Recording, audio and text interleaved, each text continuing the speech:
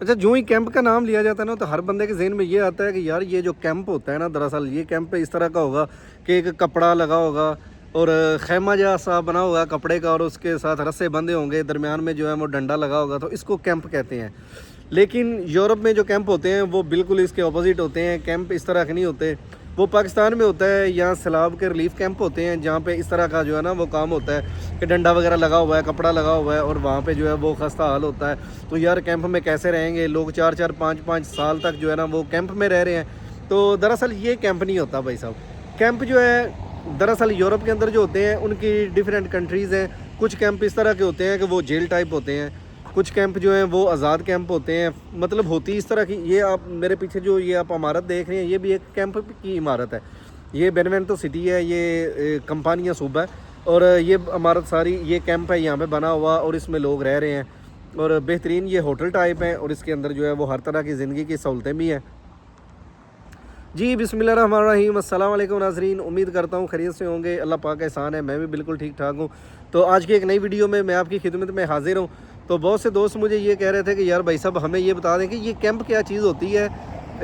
Europe में camp होते हैं तो इनके बारे में बताएं। लोग कहते हैं जी मैं कैंप में रह लूँ या मैं आज़ाद रह लूँ, तो इसके हवाले से कोई बता दें। तो मैंने कहा चलें ठीक है। आज मैं काम पे निकला हुआ था और अभी आर्डर जो थे वो थोड़े से स्लो हो गए थे, तो साथ मैंने जो है वो अपनी आईडी चलाई हुई है, और साथ मैं आपके लिए व्लॉग भी एक जो है ना वो बना देता हूँ।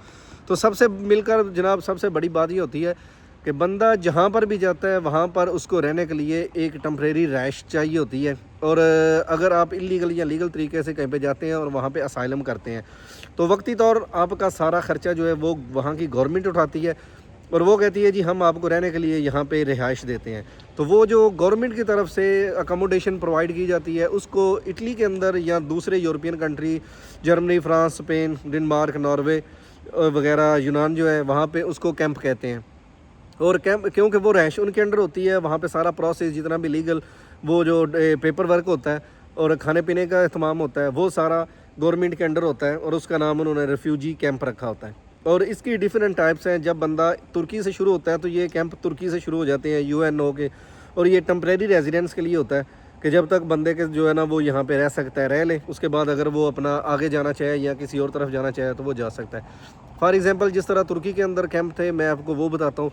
जो ही तुर्की के अंदर पहुँचते हैं तो वहाँ पे जो कैंप है उनके अंदर अगर बंदा एक दफ़ा चला जाता है तो वो कैद हो जाता है, जेल की तरह होता है।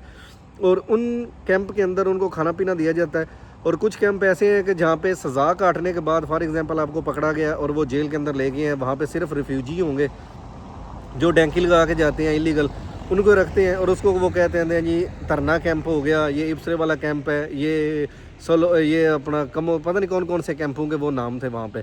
और वहाँ पे उनकी फोर्सेस होती हैं, वो खाना पीना देती हैं, और उनको जेल के सारे क़ैद व ज़ाबित होते हैं वहाँ पे, वो खाने के टाइम उनको बाहर निकालते हैं अपने अपने बैरकों से खाना दे के। और फिर पार्क बना होता है वहाँ पे ऐसे करके जनाब, जैसे ये पार्क है वहाँ पे वो चहलकदमी करते हैं।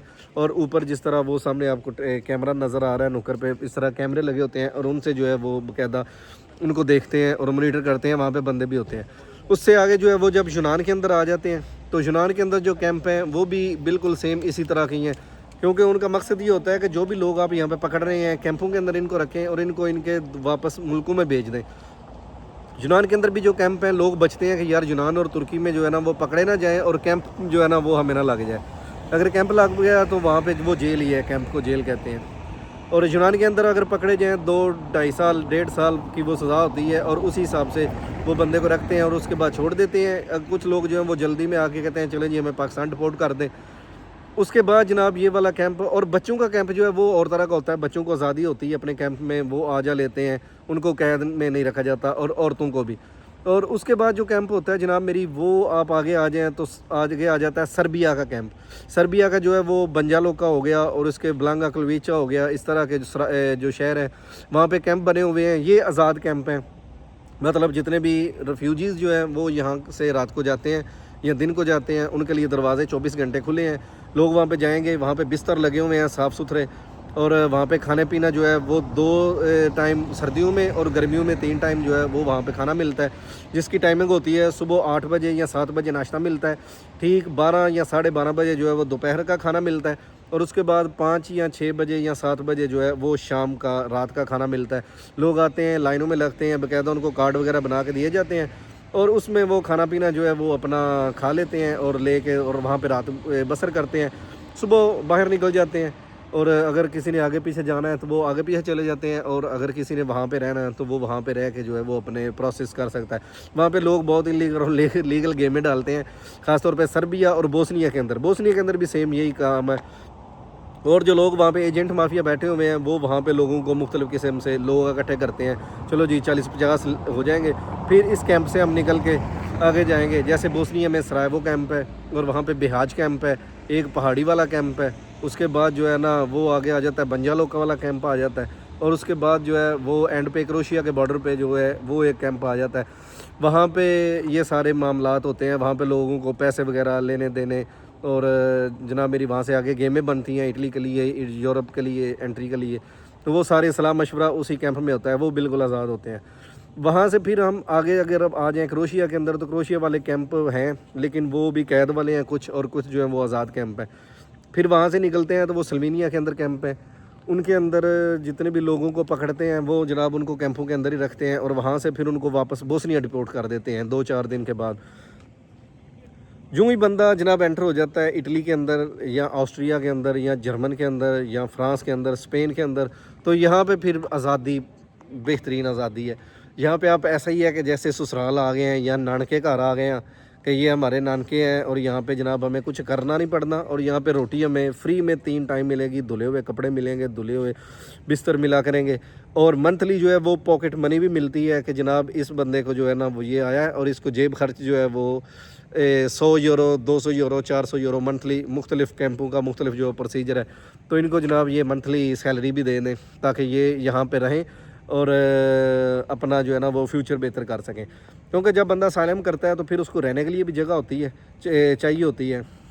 تو کچھ لوگ کہتے ہیں جی اگر اسائلم اوپن کروا لیں یا کیمپ میں جائیں وہ بہتر ہے.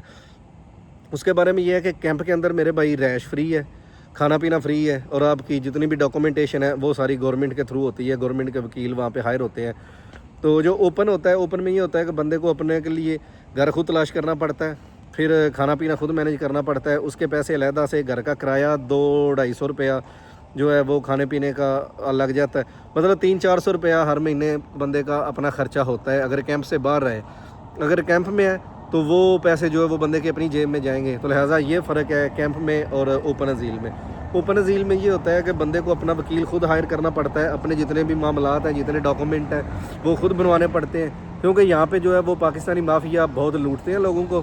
اور وہ ڈاکومنٹ بنوانے کے لیے یا رینیو کروانے کے لیے جو گھر کا ایڈریس ہوتا ہے, جس کو ہاسپٹیلیٹà di Chiarazione di Ospitalità کہتے ہیں اٹلی کے اندر, وہ مطلب کہ پیسوں کے علاوہ نہیں دیتے, کوئی بندہ بھی نہیں دیتا. اگر کوئی آپ کا رشتہ دار بھی ہے وہ آپ پہ تھوڑی سی دیا کر لے گا, لیکن زیادہ تر یہی ہوتا ہے کہ جناب میری جان چھڈو, مجھے پیسے دیں, میں نا فلاں بندے سے لے کے آتا ہوں. تو اس لیے بہتر یہی ہے کہ آپ لوگ اگر یہاں پہ آتے ہیں تو کیمپ میں زیادہ بیسٹ ہے. اور اگر جتنے لوگ یہاں پہ آزاد ہوتے ہیں ان کو یہ مسئلہ فیس کرنا پڑتا ہے, 200, 300, 400, 1000 روپیہ وہ دیتے ہیں اس پیج کو لینے کے لیے. اگر کیمپ میں ہے تو یہ والے سارے ڈاکومنٹ آپ کے فری بنتے ہیں, اور یہ گورنمنٹ کا سارا جو ہے نا وہ نظام ہے. تو یہ کیمپ تھے جی. آج کی ویڈیو میری تھی کیمپ کے حوالے سے کہ یہ یورپ کے اندر یا ترکی سے لے کے اٹلی, فرانس, جرمن تک جو کیمپ ہوتے ہیں ان کا کیا حساب ہوتا ہے. اور کیمپ کی لائف بہترین ہے. میں نے تو خود 5 سال کیمپ میں رہا تھا, اور کیمپ میں رہنے کا مقصد یہ ہے کہ یہاں پہ آپ نے سوئے نہیں رہنا. کیمپ میں رہنے کا دراصل مقصد یہ ہوتا ہے کہ جناب یہاں پہ آپ نے جس کنٹری میں رہ رہے ہیں اس کی زبان سیکھ لیں, اسکول جایا کریں, اپنا کام وغیرہ تلاش کریں, جتنے بھی آپ معاملات ہیں وہ سیٹ کریں, یہاں پہ رہ کے اس ملک کا کلچر سیکھیں, بجائے اس کے کہ آپ کہیں دوسری رہائشوں پہ جائیں, لوگوں کے ساتھ رہیں اور لڑائیاں سیکھیں, گالیاں وغیرہ. تو کیمپ میں رہنے کا یہی مقصد ہے کہ یہاں پہ آ کے آپ زبان وغیرہ سیکھیں. زبان سیکھنے کے بعد لوگوں کے ساتھ میل جول آپ کا بنے اور آپ کی دلچسپی بنے, تاکہ اس کلچر کے لوگوں کے ساتھ میں رہ رہا ہوں. اور مجھے رہنا کس طرح ہے, وہ باقاعدہ کلاسیں لیتے ہیں, اور وہاں پہ اسکول کے لیے ٹیچریں آتی ہیں کیمپ کے اندر آ کے اسکول پڑھاتی ہیں. وہاں پہ ڈرائیونگ لائسنس کی جو ہے نا وہ تیاری کرواتے ہیں.